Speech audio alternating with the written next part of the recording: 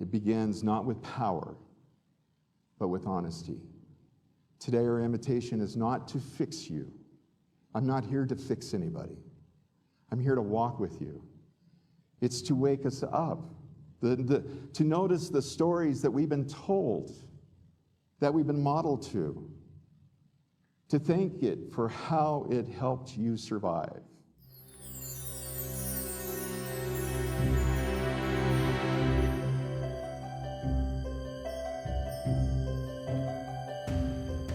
Today, we're talking about DNA, healing the DNA of lack. And if you missed it this last week, we missed Epiphany.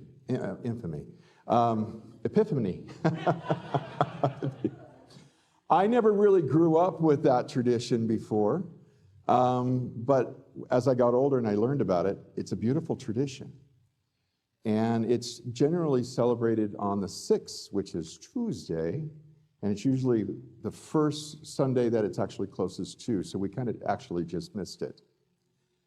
But were they kings? They were actually called, they were magi. And nowhere in the Bible do they call it kings. That came later. They were magi, they were mystics, they were scholars, healers, and watchers of signs. They weren't part of the Jewish tapestry in Jerusalem. They weren't Christians because Christians weren't around at that time. In Greek, they were called magoi, which refers to learned priestly class. People trained in astronomy, dreams, interpretation, and sacred wisdom. That doesn't fall in line with unity, does it? But they were more likely influenced by Zoroastrian, and they came from the east, which is basically Persia, Babylon, modern-day Iran. They were outsiders. In Matthew 2, it tells us, now after Jesus was born in Bethlehem of Judea, the day of King Herod, behold, magi came from the east that came to Jerusalem, saying, where is this child who was born King of the Jews? For we observed this star at its rising, and we've come to pay homage. And having been warned in a dream not to return to Herod, and so they left for their country on a different road. The idea of kings came later through symbolism and poetry, connecting to verses like Psalm 72, kings shall bring gifts, and Isaiah, nations shall come to your light. But Scripture itself never really called them kings. And why does this matter? Because from the very beginning, this story tells us the revelation that comes through outsiders, through seekers, through those willing to listen beyond established DNA or systems. So today, like I said, we're talking about healing the DNA of lack, what we remember. Today we're talking about the lack, what lack does to us, how we learn lack, how we inherit it, how we absorb, and how consciousness rewrites it. This is not about fixing ourselves or forcing change. It's about reawakening to what has always been true beneath the stories of lack, beneath the trauma in our lineage, beneath what our bodies have carried. Many of us carry messages like, there's not enough. You're on your own, dude. Don't hope too big. Just get by. That's all you have to do is just get by. Other people prosper, but not you. Here in New Mexico, being new, I've heard this too, that New Mexico is a poor state. Unity Albuquerque does okay, and that's enough. That strand is powerful, and it makes sense, but it's not the truth of who we are. We're not here to judge this, or shame it, or fight it. We're here to gently unspool it. And I love the whole term of unspooling it. That idea of following the thread to where that consciousness came from. Lack doesn't appear out of nowhere. It has roots, very human roots. Personal lack. Many of us form conscious early in life. When we hear those words that I'm not enough, I can't trust the future, I shouldn't want too much out of life. As adults, those beliefs often disguises themselves as being realistic. But realism without spirit becomes resignation. Every family passes down that kind of prosperity DNA. Some families pass down survival. Save every penny. Money is hard. Don't ask for help. Don't keep up with the Joneses. We just survive. Others pass down expectations like, this is enough. We grow, we invest, we expect good. And most of us, we don't choose what we inherit. We absorb it simply by belonging. In my family, lack didn't start with me either. My mother was one of the youngest of 18 children. Yeah, I know. When I got older, I learned, a lot of the children. But at one point, the state stepped in and took most of the children, placing them in adoptions into different homes. Imagine what that does to a child's nervous system at age 5. Imagine the message that lands in their body. Nothing is guaranteed. People can disappear. What you have can be taken just like that. That kind of trauma doesn't stay in the past. It settles in the body. For my mom, it showed up as fear of not having enough, especially around food and hoarding, eating beyond fullness, holding on tightly, not out of greed, but out of survival. And those patterns didn't end with her. My sister and I both struggle with food addiction, with lack, with a hunger that wasn't really about food at all. It was about hunger for safety, for love, for enoughness. You see, those scars, they were present before we were born, not as destiny, but as an imprint. That's lineage. That's how that works in modern science. Today, epigenetics, who have ever heard of epigenetics? There's a few of you. Epigenetics give language to what wisdom traditions have long understood. Trauma, stress, and belief patterns do not always let me go back. Belief patterns do not only affect us psychologically, they affect us how genes express themselves. Epigenetics doesn't change DNA, it changes how certain genes are turned on or off in response to the environment, to stress and safety. What a parent or grandparent endured, whether it was famine, abandonment, violence, chronic fear, can shape the nervous system response of the future generations. This means that the anxiety of your body may not have started with you.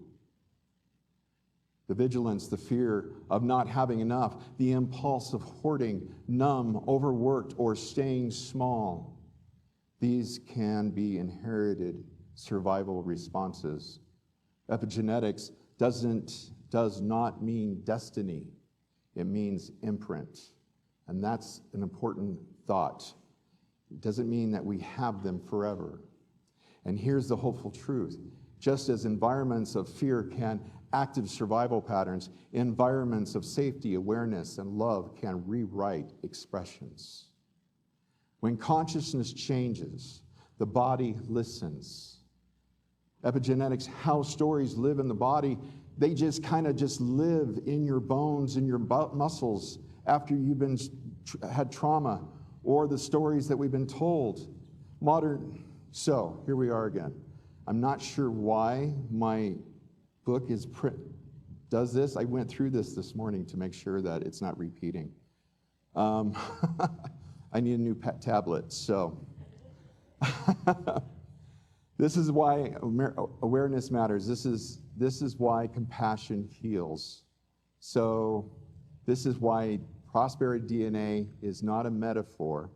It's lived embodied transformation. We also live inside a culture that thrives on shortages. Buy now before it's gone. Be afraid of losing what you have. There isn't enough. And here in New Mexico, I know you've heard this. Many of us heard that this is a poor state. There isn't enough opportunities. Don't expect too much. People don't give like they do elsewhere. That's not statistics. This is a spell. Here's the truth. This land has never been poor in spirit. Sunlight pours over it every day. Cultures have thrived here for thousands of years. Certainly, innovation and healing rise from the soil. Unity here in Albuquerque is called the lighthouse in the desert. As we heal our prosperity DNA, we help heal the consciousness of this land. This is ministry. This is what we're called to do. A word of compassion. Hear this clearly, that you are not guilty for the beliefs that you absorbed. None of us are. They were handed to you, modeled for you, repeated around you. This is not about blame. It's about liberation. Eric Butterworth taught, we do not live from our highest intentions, but from our deepest beliefs. And here's the key. You are not guilty for the beliefs that you absorbed as a child, but you are responsible for becoming conscious to them. Freedom comes through awareness, not avoidance. Think about addiction and illness and compassionate seeing. When we understand trauma, lineage, belief systems, we begin to see that addiction and chronic illness are often survival strategies that worked until they don't. From a Unity's perspective, addiction is not a lack of empowerment. It's an overworked nervous system trying to find relief. When we shame coping mechanisms, we reinforce the very consciousness that keeps them alive. The stories we believe and the truths beneath them, here is where awareness begins. We don't just experience our stories, we become them. The stories our families told to us, the stories our society has told to us, the stories formed in moments of fear. Over time, we stop saying, this happens to me, and start saying, this is who I am. I'm broken, I'm an addict, I'm sick, I'm always struggling. Awareness begins the moment we say, the story is not me. It may explain how I survived, but it doesn't define who I am. In Unity, awareness is not self-judgment, it's remembering. Remembering who you are before the story. Remember that truth beneath the coping. Remembering our wholeness. When awareness enters, identity shifts, and this is why groups matter. Whether it's recovery group, diabetes support group, listening groups, these spaces help us remember who we are. That's why I do the support groups. Whether it's the diabetes group or recovery group, listening groups, they matter because they create a safe space for people to be seen, heard without validation, and validated without judgment. They reduce isolation, normalizing human struggles, and allow healing to happen through connection rather than advice fixing. In support groups, people discover that they are not alone. Turn to your neighbor and tell them you're no longer alone. In listening group, people discover they are understood. Both matter because healing does not happen in isolation. It happens when stories are witnessed, emotions are named, and dignity is restored through presence. At their core, support and listening groups remind us of something essential. Being heard is often the first step towards healing. They say you're not alone, you're not broken, and you're not the problem. The identity heals, behavior follows. That is prosperity DNA. Prosperity DNA is a new way of seeing prosperity is not just about money, it's about safety, it's about trust, belonging, enoughness. When lack lives in the body is in survival. When abundance is restored, consciousness life begins to flow. Prosperity DNA is not something we earn. It's something we remember. And this is why I brought up the Magi. As we return to the Magi, not as people out there, but as something within us. Metaphysically, the Magi represents that inner faculty of awakening, consciousness, the part of that of us that seeks, discern, and dares to journey beyond programming. They follow a star, not law, not fear, not family conditioning. The star is divine intelligence within us, calling us out of inherited DNA stories. And what about the gifts? Gold represents value, identity, and enoughness. It heals the lie of scarcity. Nothing can transform until worth is restored. Gold says we were born with a crown. You were all born with crowns. Frankincense represents presence, prayer, breath, and trust. It heals the lie of separation. Frankincense says you were never alone. You were never alone. What about myrrh? Myrrh represents grief, release, and the death of an old identity. It heals the lie of permanence. This becomes transformation. Without myrrh, gold becomes ego. Frankincense becomes spiritual bypassing. The order matters. Gold reclaims worth. Frankincense connects to source. And myrrh releases what no longer serves. This is transformation.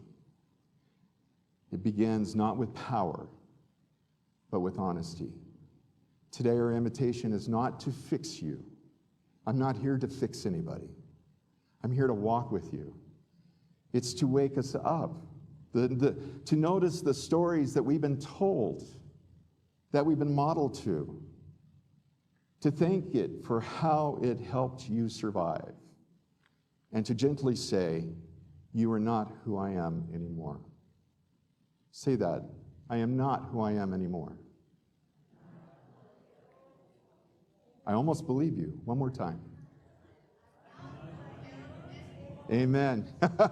When the mind heals, the body follows. When awareness enters, the DNA responds.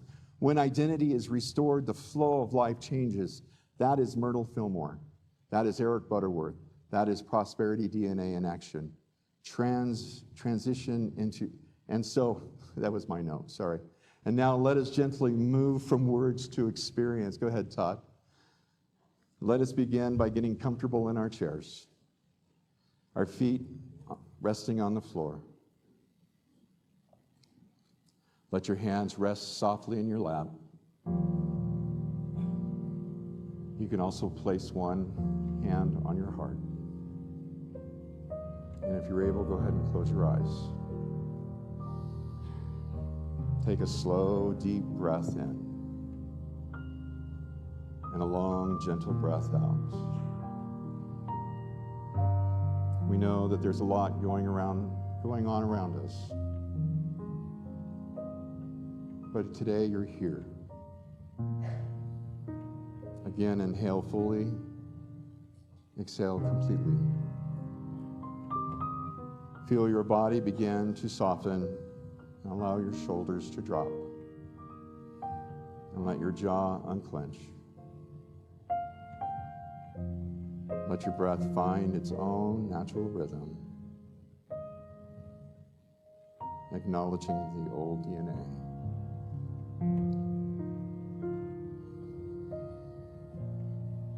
Now gently bring your mind to the old strand of lack.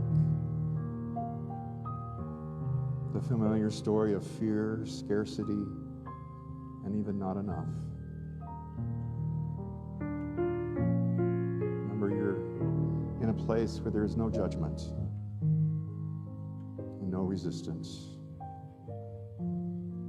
Just simply notice yourself here. Place your hand over your heart if you haven't done that already. and silently say, thank you for helping me survive, but you don't need to define me now.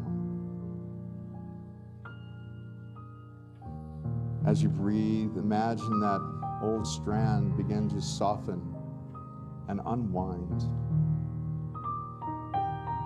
loosening its grip. With each exhale, feel it gently dissolve away,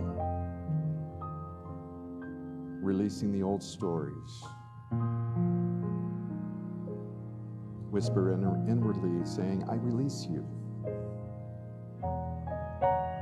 I set myself free. I am not this story anymore. See the old DNA dissolve. Not forcefully, but lovingly. As it fades, notice the space it leaves behind.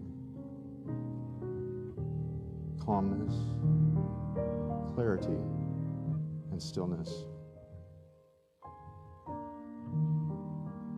Remember who you are. Now I invite forward your true self, untarnished by fear, unmarked by lack, unrestricted by old beliefs. Remember, you're worthy, and you are enough. You are connected to infinite source. See a new strand of prosperity DNA forming within you, bright, flowing, and luminous, alive with wisdom, love, and possibilities. Embodying abundance, feel this new energy in your body. Perhaps the warmth in your chest, lightness in your breath, a quiet steadiness within. Silently affirm, I am open, ready and receptive to abundance.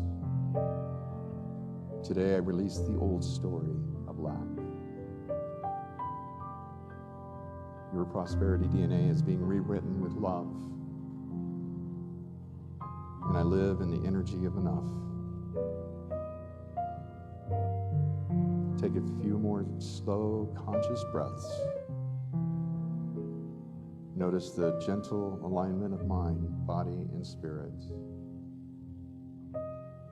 Silence.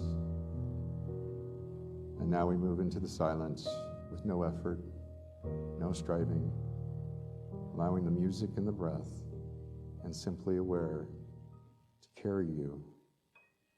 Let's do so now.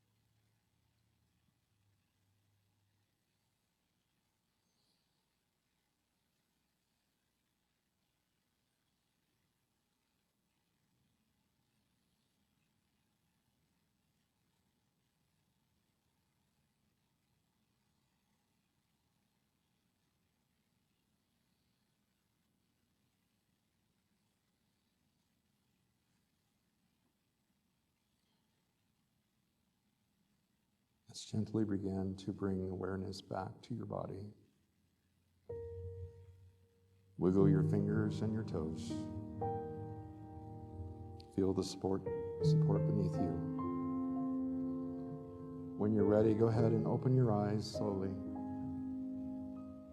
carrying that energy of enough with you. Remember, the invitation is not to fix yourself, it's to waken up, to notice the stories, to thank it for how it helped you survive, and to gently say, you are not who you are anymore. When the mind heals again, the body follows. The awareness enters the DNA response. When identity is restored, the flow of life changes. This is Myrtle Fillmore, as I said, Eric Butterworth. This is prosperity DNA in action. So as I close, let us declare together, we release the old stories of lack. We are free of inherited limitations. Our prosperity DNA is being rewritten with love.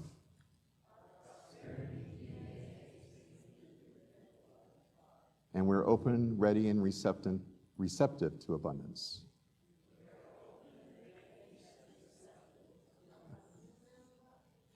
As I come to a close, I want to leave you with this thought, the thread through everything that we shared today, the heart of prosperity DNA. I wrote this for my book. This is the very last page. As I write this, the roosters are crowing, the sun has not yet crested the mountain, and the light is beginning to break. My cat is curled up on my lap. The air is cold, and soon I will be leaving for work. Life goes on. And in that simple truth, it's a reminder. No matter the chaos around us, each day is a chance to begin again. The mystics taught that much of life is an illusion, the illusion that we are powerless, unloved, divided, or broken beyond repair. The truth is something entirely different. Love creates more love, healing creates more healing, and freedom creates more freedom. When we do the work of healing, the mind, the body, and the soul will follow. We turn inward to step into the silence. We listen, we love. And in the turning, something awakens. Awakening is not about fixing the world or changing others. It's about remembering who you are. When that remembering happens, we can no longer live the same way. We begin to see the world not as broken, but as sacred, something to be lived through awareness and love. That is what Jesus is showing us. Not a system to conform to, but a way to embody, be in the world, but not of it. The kingdom is not somewhere else. It's within us, waiting to be realized. When we awaken to the truth, we forgive more easily, we love more freely, and we stop trying to control or fix. Instead, as we live as an example, shadow work is not about escaping the world. It's about facing ourselves in the quiet work of asking, what within me needs to be healed? And that healing ripples outward, one heart at a time. Awakening is not about escape. It is a return, a remembering that we are and always have been one with God, one with each other, and one with creation. Happy New Year. Namaste. Amen.